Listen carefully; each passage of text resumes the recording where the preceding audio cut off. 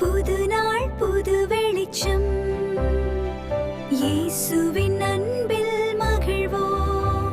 Hi குட்டீஸ், இன்னைக்கு நம்ம சூப்பரான பைபிள் ஸ்டோரி ஒன்று பார்க்க போகிறோம்.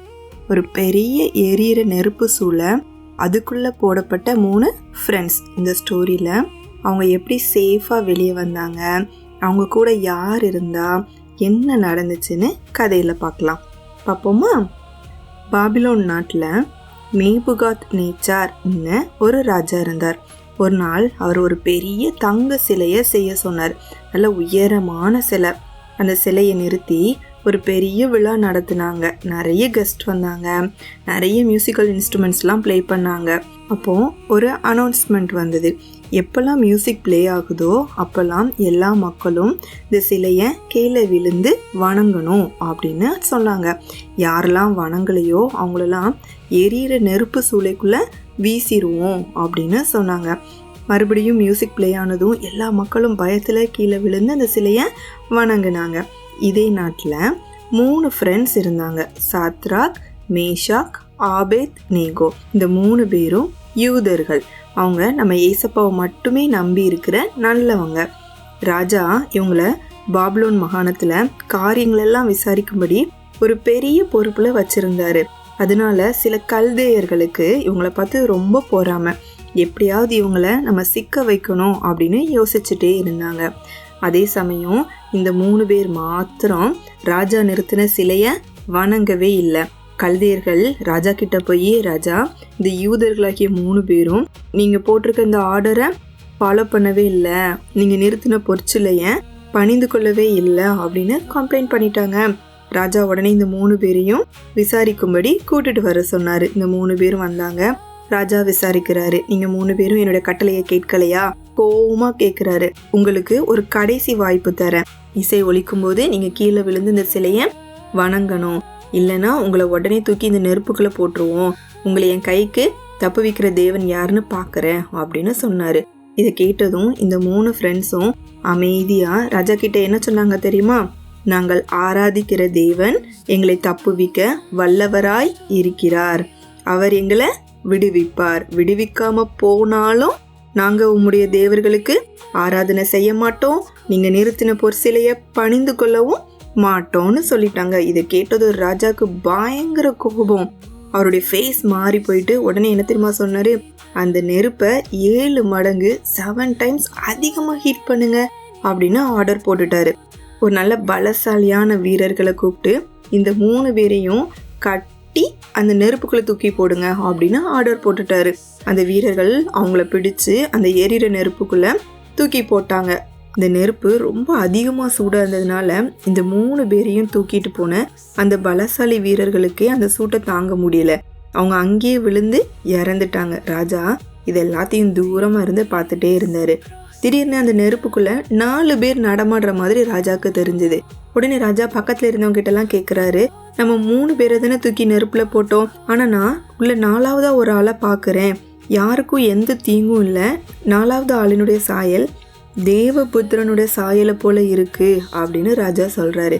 ராஜா அவருடைய இருக்கையிலிருந்து எழுந்து கொஞ்சம் பக்கத்தில் போய், சாத்ராக், மேஷாக், ஆபேத் நேகோ என்பவர்களே வெளியே வாங்க அப்படின்னு ராஜா கூப்பிட்டாரு. அப்போ உடனே அந்த 3 நண்பர்களும் நெருப்புல இருந்து வெளியே வந்தாங்க. அங்க இருந்த எல்லாருக்கும் ஒரே ஆச்சரியம்.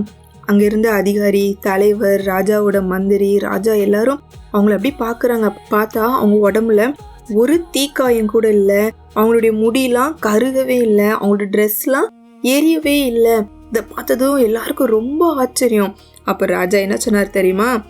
சாத்ராக், மேஷாக், ஆபேத் நேகோட தேவனுக்கு ஸ்தோத்திரம். அவர்கள் தங்கள் தேவனை மட்டுமே நம்பி இருந்தாங்க. எந்த தேவனையுமே அவங்க வணங்கல. அதனால தான் அவர்களுடைய தேவன் தன் தூதனை அனுப்பி அவர்களை நெருப்புல இருந்து காப்பாத்தினார். இவ்வளோ பெரிய அற்புதம் செய்யற தேவன் வேற ஒருத்தருமே இல்லை அப்படின்னு ராஜா சொன்னாரு. அதுக்கப்புறம் ராஜா புதுசா ஒரு ஆர்டர் கொடுக்குறாரு. என்ன தெரியுமா?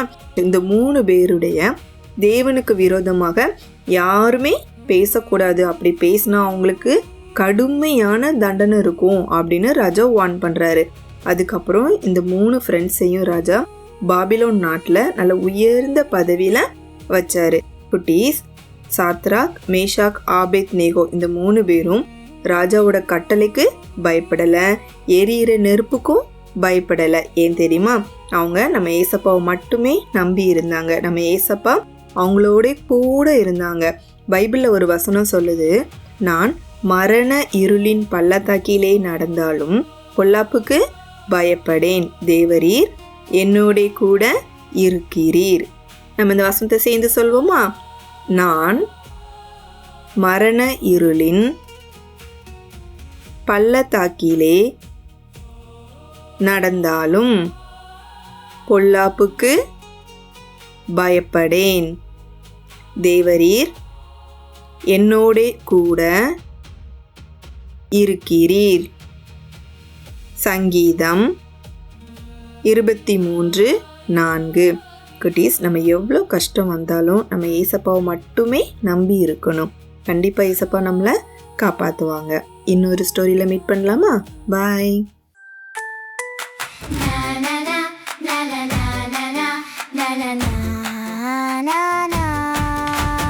பயமில்லை எனக்கு, பயமில்லை, இயேசு என்னோடு.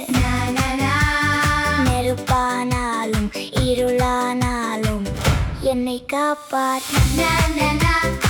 I won't fear, I won't fear, I won't fear, I won't fear. Jesus with me, always with me. Fire or dark, it's alright. Na na na. My God saves me, my God saves me. Shadrach, Meshach, Abednego தேவனை நம்பினாங்க. பணியவில்லை, பயப்படவில்லை, தேவன் காத்தார், தேவன் காத்தார். Na na na na na na na na na. பயப்படே, பயப்படே, பயப்படே, பயப்படே. I won't fear, I won't fear, I won't fear, I won't fear. இயேசு என்னோடு, எப்போதும் என்னோடு. Jesus with me, always with me. Na na na. நெருப்பானாலும் இருளானாலும் fire or dark, it's alright. என்னை காப்பார் தேவன், என்னை காப்பார் தேவன். Na na na na na na. Na na na na na na. Na na na na na na. Na na na na. My God saves me, my God saves me. Na na na. Na na na na na na na na na na na.